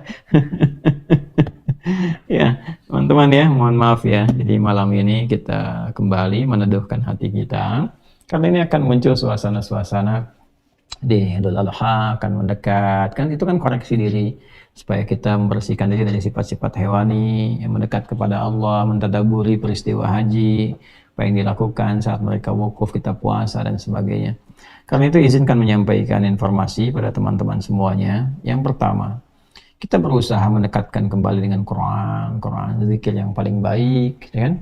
Kemudian juga pedoman kehidupan kita, dan insya Allah, biasanya kegiatan kita setahun sekali. Kemarin pandemi kita rehat sejenak, dan kita sambung lagi sekarang, insya Allah di hari Ahad. Kami ingatkan kembali hari Ahad tanggal 28 Mei 2023 bertempat di Masjid Al-Azhar Jaka Permai di Bekasi. Ya, di pinggir jalan Kalimalang itu ada yang kubah biru. Nah, teman-teman, hari Ahad dimulai dari jam 8. Insya Allah kita akan ada satu momentum besar khusus untuk Al-Quran saja. Bagaimana merasakan kenikmatan Quran, melihat ahli-ahli Quran, dari anak-anak kecil sampai orang dewasa. Kita juga mengundang dari yang luar negeri, ya, beberapa ulama-ulama, ya, mudah-mudahan bisa menginspirasi untuk kita semuanya. Dan kita belajar dari mereka bagaimana cara mendekat kepada Al-Quran untuk membangun kemuliaan untuk kita semua. Insya Allah tanggal 28 Mei 2023 hari Ahad jam 8 sampai dengan selesai. Anda yang jauh-jauh boleh bisa datang dari hari sebelumnya. Saya dengar juga fasilitas ada di panitia menyediakan tempat untuk beristirahat, ya. Kemudian yang kedua, teman-teman sekalian, alhamdulillah kami sampaikan terkait dengan pesantren. Alhamdulillah, seperti pernah saya utarakan juga sebelumnya, bahwa kita ada speed up yang diharapkan selesai di bulan September ini pada pokok-pokok yang bisa digunakan. Jadi insya Allah Oktobernya sudah bisa ada taklim, ya, kecil-kecilan, memanfaatkan yang apa yang sudah terbangun. Nah, kita akan optimalkan sampai September ini. Nah, karena itu teman-teman yang ingin berwakaf, ini ada kesempatan, dan kami berikan satu nomor baru di rekening BTN Syariah, ya, karena yang BSI ini masih ada kendala, kami perhatikan, ya. Jadi ada sebagian juga yang tidak sampai saat ingin berwakaf, maka kami sampaikan informasinya teman-teman sekalian di nomor rekening 719 312 0084, ya, di Bank Tabungan Negara Syariah BTN Syariah, nomor rekening 719 312 0084 atas nama Yayasan Ma'had Islam Rafi'ah Akhyar. Dan ini semua wakaf. Ya, saya ulangi, semua ini wakaf. Ya, jadi untuk speed up, nanti insya Allah besok mudah-mudahan bisa kita laporkan bentuk gambar seperti apa perkembangannya. Ya, yang tetap ingin melalui BSI juga masih ada, dan kita tidak mematikan, itu masih tetap berjalan di situ. Ya, ini hanya untuk alternatif bagi yang kesulitan lewat BSI, bisa lewat BTN Syariah. Yang di BSI masih rekening yang sama, nomor 11144444142. 3 kali 1-nya, 4 kali 4-nya 142 atas nama Yayasan Ma'had Islam Rafi'ah Akhyar. Yang kita akan speed up saat ini khususnya asrama, supaya nanti kalau belajar di sana sebelum santri-santri formal masuk, Anda juga bisa menginap dan merasakan ya bagaimana hasil dari wakafnya, dan itu gratis ya. Saya juga kalau ngundang ke sana nggak ada bayar-bayar ya, jadi kita gratis karena kan merasakan buat kita semua. Kecuali kalau Anda mau makan, untuk makan sendiri ya silahkan. Untuk nginap, untuk belajar, insya Allah kita optimalkan dengan baik. Nah, masjid kita akan optimalkan, mudah-mudahan September itu bisa finishing, sehingga tinggal interior dan sebagainya, dan bisa kita gunakan. Jadi kelas insya Allah sudah mulai selesai, ya tinggal sedikit interior diselesaikan, sehingga September itu seluruhnya bisa optimal. Ada kurang lebih 3 bulan ke depannya atau 4 bulan ke depan, dan bisa optimal. Masih ada kesempatan untuk teman-teman berwakaf dengan infrastruktur yang kita optimalkan. Lalu untuk Mira khususnya ya, Mira nanti setelah itu tuntas akan ada waktu-waktu yang memang khusus belajar di sana. Nanti akan ada undangan-undangan. Sementara ini saya sedang mencari tempat yang sesuai. Jadi bukan di masjid, karena masjid sangat terbuka. Kalau kita punya tempat khusus sewa, dan teman-teman gak usah bayar ya. Insya Allah kalau saya prinsipnya kalau kita bisa lakukan, kami lakukan ya. Teman-teman kalau mau infak silahkan, sudah ada ruangnya masing-masing, mau wakaf pesantren, mau untuk buku hafalan, masing-masing tidak. Tapi kalau ada aspek yang bisa kami tangani ya. Kita mau mengajar, bukan mau cari uang ya. Ini bukan pekerjaan dunia ya, ini proyek akhirat yang kita kumpulkan. Nanti insya Allah kita sewa tempat, nanti ada gantian waktu-waktu yang mungkin ada undangan, yang ada kelas bisnis, yang ada kelas ulama, kelas pembelajar, kelas rumah tangga, insya Allah kita hidupkan kembali. Untuk yang sudah umrah teman-teman dan sudah terkonfirmasi, teman-teman sudah terdaftar dan terkonfirmasi di admin, insya Allah pekan depan kurang lebih ya, saya akan terima tamu dulu, karena hari Selasanya ada event besar, tapi saya belum bisa umumkan ke teman-teman semuanya karena ini terbatas, tapi insya Allah akan di live kan. Dan ada kumpul ulama-ulama dunia termasuk tokoh-tokoh kita. Dan insya Allah akan diumumkan kemudian setelah event itu, baru saya khususkan untuk ada perjumpaan. Yang umrah ini bukan sekedar umrah, nanti di dalamnya insya Allah akan diberikan paket-paket. Nanti ada Quran box yang seperti ini ya, 30 jilid nih. Nah, nanti setiap yang umrah akan menerima 30 jilid ya, satu-satu, supaya mempersiapkan 6 bulan sebelum keberangkatan. Jadi nanti insya Allah akan diberikan satu-satu. Terus nanti ada musyrifnya, kurang lebih ada cukup banyak lah ya, cukup banyak. Nanti ada pendampingan, kemudian online ya, terus offline ketemu kita juga, ada jadwal konsultasi juga, dan ada beberapa buku yang diberikan sebelum belajar. Jadi saya tidak ingin pas berangkat itu masih lihat-lihat buku, tidak, semua sudah khatam semua, belajar sudah selesai, hafalan Quran sudah ada, dan mudah-mudahan bisa optimal. Dan yang terakhir teman-teman, yang kurban ya sudah dimulai. Silahkan masuk ke linknya, kita sudah sampaikan link untuk kurban, dan ini kurbannya kita tebarkan ya, kita tebarkan ke pelosok-pelosok di daerah-daerah yang memang ya penduduknya sangat senang sekali bila mendapati itu semua ya. Kita menyifatinya dengan kalimat terbaik demikian, dan alhamdulillah saya sudah bentuk tim seoptimal mungkin dan sudah ditetapkan wilayahnya, daerahnya. Jadi kalau yang sudah nanti mendaftar, insya Allah kita siapkan buku. Jadi buku ini diberikan untuk dibaca sebagai bacaan persiapan tentang kurban, tentang Idul Adha, hikmah-hikmahnya. Nanti sebelum proses kurban itu ada Zoom dengan kami ya. Saya berikan arahan, berikan pengantar supaya nanti berkurbannya bisa benar, tahu kapan hewan kurbannya akan disembelih, bagaimana cara mengoptimalkannya, dan berdoa kepada Allah bisa lebih baik. Kita saling mendoakan. Semoga Allah memuliakan kita, merahmati kita, dan menerima semua amal ibadah kita.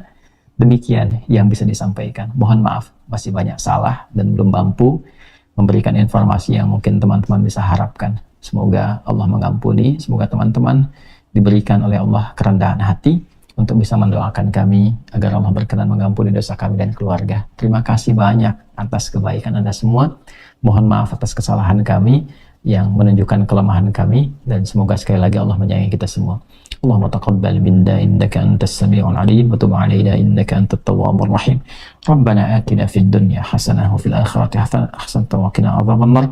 Wa sallallahu ala sayyidina Muhammad wa ala alihi wa sahbihi ajma'in. Wa akhiru da'wana subhanakallahumma wa bihamdika asyhadu an la ilaha illa anta nastaghfiruka wa natubu ilaik. Walhamdulillahi rabbil alamin. Assalamualaikum warahmatullahi wabarakatuh.